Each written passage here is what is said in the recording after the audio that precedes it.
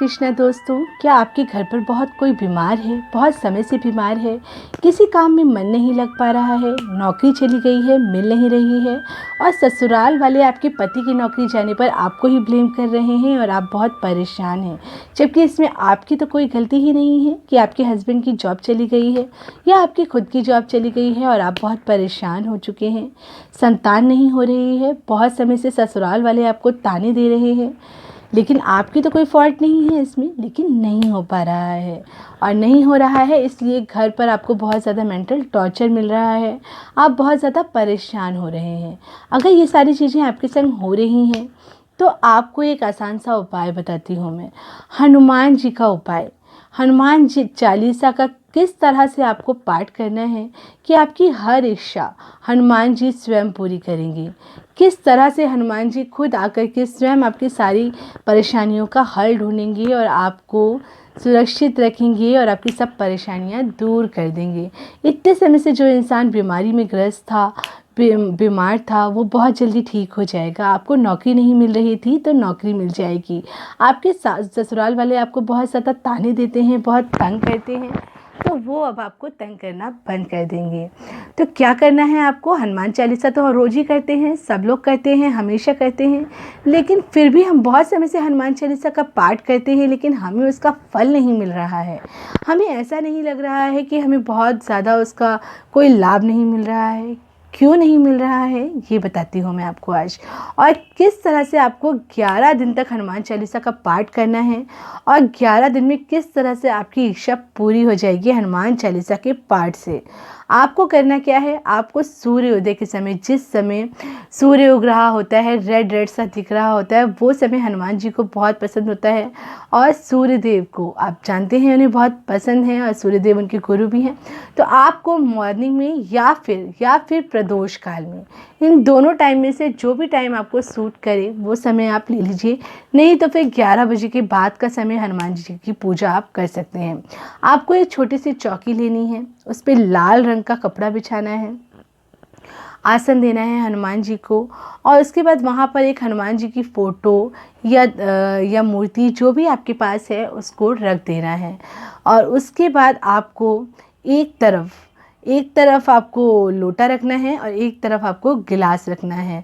आपको बाईं ओर गिलास रखना है और दाईं ओर लोटा रखना है, जो कि हनुमान जी के लिए जल भरना है दाईं ओर कलश में, और बाईं ओर आपको रखना है गिलास में, जो कि आपको अपने खुद के लिए रखना है या जिसके लिए भी आप ये प्रयोग कर रहे हैं, साधना कर रहे हैं, संकल्प ले रहे हैं, उसके लिए आप इस गिलास को जल पिलाने के लिए वहाँ पर आपको रखना है। इतना आपने कर लिया है। उसके बाद आपको एक जोत जलानी है, वो या तो काले तेल की होनी चाहिए या फिर चमेली के तेल की होनी चाहिए। तो आप काले तिल का तेल अगर आपको मिल जाता है तो वो ले लीजिए या चमेली का तेल ले लीजिए, उससे जोत बना लीजिए, उस जोत को जला दीजिए और उसके बाद आपको हनुमान जी को थोड़ा सा सिंदूर लेना है और हनुमान जी के ऊपर छिड़क देना है। अगर आप लड़की हैं तो भी ये उपाय छिड़क के कर सकते हैं और अगर आप लड़का हैं तो हनुमान जी को टीका लगा दीजिए। और उसके बाद आपको थोड़े से फूल अगर मिल जाते हैं, गुलाब के फूल, तो गुलाब के फूल हनुमान जी को चढ़ा दीजिए। अगर नहीं है तो कोई बात नहीं, तुलसी पत्र है तो बहुत अच्छी बात है, वो चढ़ा दीजिए।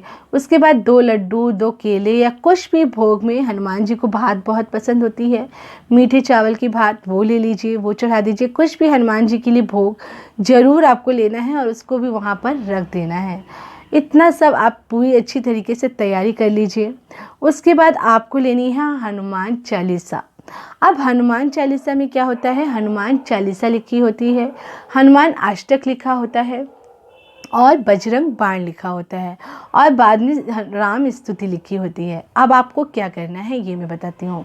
अब आपको सबसे पहले श्री राम जी का ध्यान करना है और जय श्री राम सीताराम सीताराम इस मंत्र का जाप करना है। कम से कम 5 मिनट तक आप ध्यान लगा करके इस मंत्र का जाप करिए।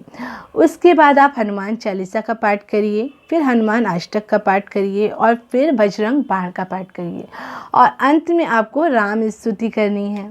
फिर हनुमान आरती कर लीजिए, हनुमान जी की आरती कर लीजिए और फिर जो भी आपकी प्रार्थना है वो हनुमान जी को बोल दीजिए कि हनुमान जी मैं बहुत परेशान हूँ, मेरी जो भी प्रॉब्लम है, आपकी जो भी प्रॉब्लम है वो उनको बताइए कि मेरी नौकरी छूट गई है, या मेरे घर में मेरे हस्बैंड बहुत बीमार हैं, या मेरे फादर मदर जो भी है जो बीमार हैं उनके बारे में हनुमान जी को बताइए कि ऐसी ऐसी प्रॉब्लम्स चल रही हैं और आप मेरी सहायता करिए। अगर आप चाहेंगे तो मेरी सारी प्रॉब्लम सॉल्व हो जाएंगी। हनुमान जी को जो भी आप एक नॉर्मल जिस तरह से बताते हैं उसी तरीके से हनुमान जी को भी आप बिल्कुल उसी तरीके से, जैसे आप एक इंसान को अपनी प्रॉब्लम बताते हैं वैसे ही हनुमान जी को भी अपनी प्रॉब्लम बता दीजिए। बस आपको इतना ही करना है, फिर उसके आगे जो भी करना है हनुमान जी स्वयं करेंगे, लेकिन हाँ विश्वास और आस्था के साथ करना है।